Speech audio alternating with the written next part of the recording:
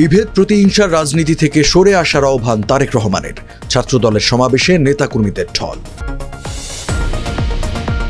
রাজধানীর কেন্দ্রীয় শহীদ মিনারে এনসিপির সমাবেশ, নতুন বাংলাদেশের ইশতেহার ঘোষণা। শেখ হাসিনার বিরুদ্ধে সাক্ষ্য গ্রহণ শুরু, সাবেক প্রধানমন্ত্রী সব অপরাধের নিউক্লিয়াস, মন্তব্য চিফ প্রসিকিউটরের। যুক্তরাষ্ট্রের শুল্ক হ্রাসের পর ফিরতে শুরু করেছে স্থগিত কার্যাদেশ, স্বস্তির সুবাতাস পোশাক খাতে। এবং ইরান পাকিস্তানের বার্ষিক বাণিজ্যের লক্ষ্য $8 বিলিয়ন নির্ধারণ, দ্বিপাক্ষিক সম্পর্ক উন্নয়নে পদক্ষেপ। আমন্ত্রণ টিভিএস নিউজ অব দ্য ডেতে, সাথে আছে আমি রঞ্জু ইফতেখার। এতক্ষণ দেখছিলেন সংবাদ শিরোনাম, এবারে জানাবো বিস্তারিত। বিভেদ প্রতিহিংসার রাজনীতি আর নয়, দেশের জনগণ রাজনৈতিক দলগুলোর কাছে গুণগত রাজনীতি দেখতে চায় বলে মন্তব্য করেছেন বিএনপির ভারপ্রাপ্ত চেয়ারম্যান তারেক রহমান। 3 আগস্ট রবিবার জুলাই গণ অভ্যুত্থানের শহীদদের স্মরণে রাজধানীর শাহবাগে জাতীয়তাবাদী ছাত্রদলের সমাবেশে তিনি এই কথা বলেন। তারেক রহমান আরও বলেন, 1.5 দশকের ফ্যাসিবাদ বিরোধী আন্দোলনে ছাত্রদলের হাজার হাজার নেতাকর্মী হতাহত হয়েছেন। পলাতক স্বৈরাচারের নিষ্ঠুর নির্মমতা ছাত্রদলকে দমিয়ে রাখতে পারেনি। বিএনপি মহাসচিব মির্জা ফখরুল ইসলাম আলমগীর বলেন, শুধু 36 দিন নয়, গেল 15 বছর ধরে গণতন্ত্রের জন্য প্রাণ দিয়েছে ছাত্র জনতা। তাদের প্রাণ দেওয়ার লক্ষ্য একটাই, সুন্দর বাংলাদেশ বিনির্মাণ। সমাবেশে ছাত্রদলের কেন্দ্রীয় সভাপতি রাকিবুল ইসলাম বলেন, ছাত্রদলকে রুখে দেওয়ার ক্ষমতা বাংলাদেশে কারো নেই। জুলাই আগস্টের গণ অভ্যুত্থানের বর্ষপূর্তি উপলক্ষে মাসব্যাপী কর্মসূচির অংশ হিসেবে এই সমাবেশ করে ছাত্রদল। পবিত্র কোরআন তিলাওয়াতের মধ্য দিয়ে সমাবেশ শুরু হয়, এরপর পরিবেশন করা হয় জাতীয় সঙ্গীত। রাজধানীর কেন্দ্রীয় শহীদ মিনারে নতুন বাংলাদেশের ইশতেহার নামে জাতীয় নাগরিক পার্টি এনসিপির সমাবেশ হয়েছে। 3 আগস্ট রবিবার বিকেল 4টার দিকে এই সমাবেশ শুরুর কথা থাকলেও 1 ঘন্টা পর শুরু হয়।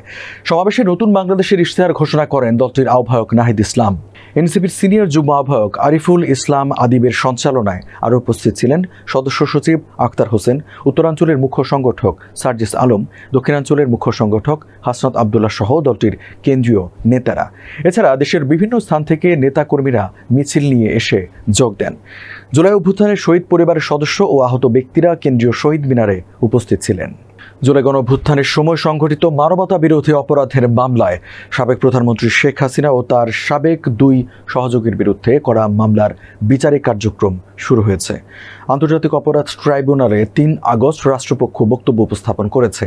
এই মামলায় শেখ হাসিনার সঙ্গে আরও 2 জনকে আসামি করা হয়েছে। তারা হলেন সাবেক স্বরাষ্ট্রমন্ত্রী আসাদুজ্জামান খান কামাল ও পুলিশের সাবেক মহাপরিদর্শক আইজিপি চৌধুরী আব্দুল আল মামুন। সূচনা বক্তব্যে চিফ প্রসিকিউটর মোহাম্মদ তাজুল ইসলাম বলেন, শেখ হাসিনা সব অপরাধের নিউক্লিয়াস। এর আগে অ্যাটর্নি জেনারেল মোহাম্মদ আসাদুজ্জামান এই মামলার আসামিদের প্রচলিত আইনে সর্বোচ্চ সাজা চান। মামলার বিচার কার্যক্রম সরাসরি সম্প্রচার করা হয়েছে। মামলায় আসামিদের বিরুদ্ধে 5টি অভিযোগ আনা হয়েছে। যুক্তরাষ্ট্র বাংলাদেশি পণ্যের রেসিপ্রোকাল ট্যারিফ বা পাল্টা শুল্ক হার কমিয়ে আনায় দেশের রপ্তানিকারকদের পাশাপাশি যুক্তরাষ্ট্রের বায়ারদের মধ্যেও কিছুটা স্বস্তি ফিরেছে। এই ঘটনার ধারাবাহিকতায় বায়ারদের সঙ্গে ক্রয়াদেশ নিয়ে ফের আলোচনা শুরু হচ্ছে। কেউ কেউ আগের স্থগিত ক্রয়াদেশ অব্যাহত রাখার কথাও বলছেন বলে জানান রপ্তানিকারকরা। 6 জন রপ্তানিকারকদের সঙ্গে দ্য বিজনেস স্ট্যান্ডার্ডের কথা হয়েছে, যার মধ্যে 4 জন জানিয়েছেন যুক্তরাষ্ট্রের নতুন শুল্কের হার ঘোষণা করার পর আমেরিকান বায়াররা যোগাযোগ করতে শুরু করেছেন। এর মধ্যে কোনো বায়ার তারা আগে যেসব অর্ডার স্থগিত রেখেছিলেন সেগুলোর কাজ চালিয়ে যেতে বলেছেন। ডিবিএলজি গ্রুপের ব্যবস্থাপনা পরিচালক এম.এ. জব্বার বলেন, যুক্তরাষ্ট্রের ক্রেতাদের সঙ্গে যোগাযোগ হচ্ছে। আমরা আশা করছি দেশটির সঙ্গে আরও ভালো ব্যবসা হবে, কেননা কিছু অর্ডার চীন থেকে বাংলাদেশে সরে আসার সম্ভাবনা তৈরি হয়েছে। দ্বিপাক্ষিক বাণিজ্য বৃদ্ধি এবং বার্ষিক বাণিজ্যের পরিমাণ $8 বিলিয়ন পৌঁছাতে সক্ষম হয়েছে পাকিস্তান ও ইরান।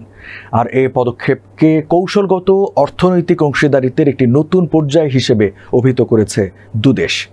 এছাড়া ইরানের প্রেসিডেন্ট মাসুদ পেজিশকিয়ানের 2 দিনের পাকিস্তান সফরে 12টি চুক্তি ও সমঝোতা স্মারক বিনিময় করেছে 2 দেশ।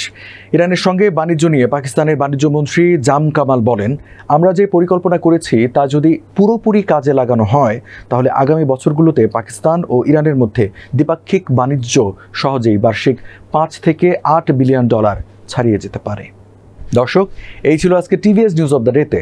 এতক্ষণ সাথে থাকার জন্য ধন্যবাদ সবাইকে।